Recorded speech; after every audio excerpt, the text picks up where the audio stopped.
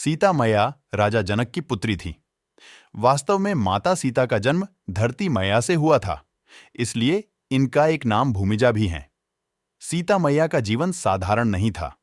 वे बचपन से ही कई असाधारण काम करती रहती थीं, जिनमें से एक था शिव के धनुष से खेलना, जिसे कई महान महारथी हिला भी नहीं सकते थे।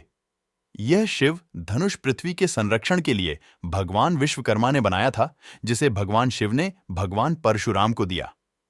परशुराम जी ने इस धनुष से कई बार पृथ्वी की रक्षा की और बाद में इसे राजा जनक के पूर्वज देवराज के संरक्षण में रख दिया। यह दिव्य धनुष इतना ज्यादा भारी था कि इसे बड्ढे बड्ढे शक्तिशाली राजा हिला भी नहीं सकते थे, लेकिन नन्ही सीता इसे आसानी से उठा लिया करती थी। यह दृश्य देख राजा जनक को एहसास हुआ कि सीता कोई साधारण कन्या नहीं है, यह कोई दिव्य आत्मा है। इसलिए उन्होंने बाल्यकाल में ही निश्चय कर लिया कि वे सीता का विवाह किसी साधारण मनुष्य से नहीं करेंगे, लेकिन वे सीता के लिए दिव्य पुरुष को कैसे खोजें। यह सवाल उन्हें अक्सर सताता था। तब उन्हें ख्याल आया कि वे स्वयंवर का अर्थ यह होता था कि इसमें कन्या स्वयं अपनी इच्छानुसार अपने लिए पति का चुनाव कर सकती थी, का आयोजन करेंगे, जिसमें यह शर्त रखी जाएगी कि जो धनुर्धारी शिव के इस महान दिव्य धनुष पर प्रत्यंचा चढ़ाएगा वो ही सीता के योग्य समझा जाएगा।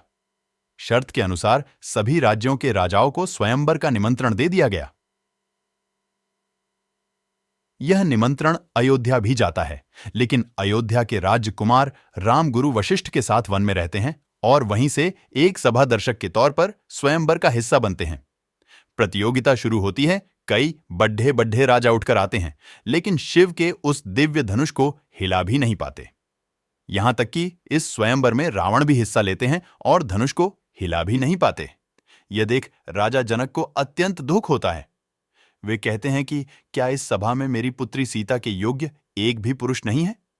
क्या मेरी सीता कुंवारी ही रह जाएगी? के द्वारा कहे शब्द इस सभा में एक भी व्यक्ति उसके लायक लगते हैं। जिस धनुष को लक्ष्मण खेल में उठा लेती क्रोध आता है, उसे आज वे अपने भैया राम हिला भी नहीं पाया। प्रतियोगिता में हिस्सा लेने का आग्रह करता है, लेकिन राम ना कह देते हैं कि हम सभी यहां केवल दर्शक मात्र हैं।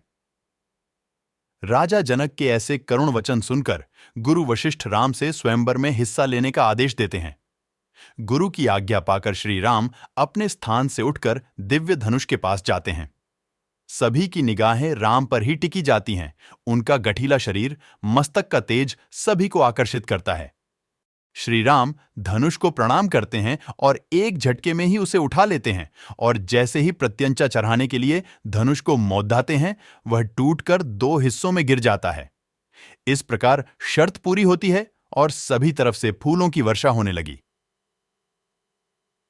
देवी देवता भी आकाश से राम पर फूलों की वर्षा करते हैं। सीता जी श्री राम के गले में वरमाला डालकर उनका वरण करती हैं और मिथिला में जश्न का आरंभ होता है।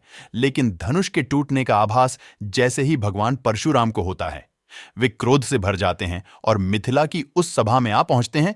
उनके क्रोध से धरती कंपित होने लगती है, लेकिन जैसी श्री राम ने भगवान परशुराम के चरण स्पर्श कर क्षमा मांगते हैं, भगवान परशुराम समझ जाते हैं कि वास्तव में राम एक साधारण मनुष्य नहीं, अपितु भगवान विष्णु का अवतार हैं, और वे अपने क्रोध को खत्म कर सिया राम को आशीर्वाद देते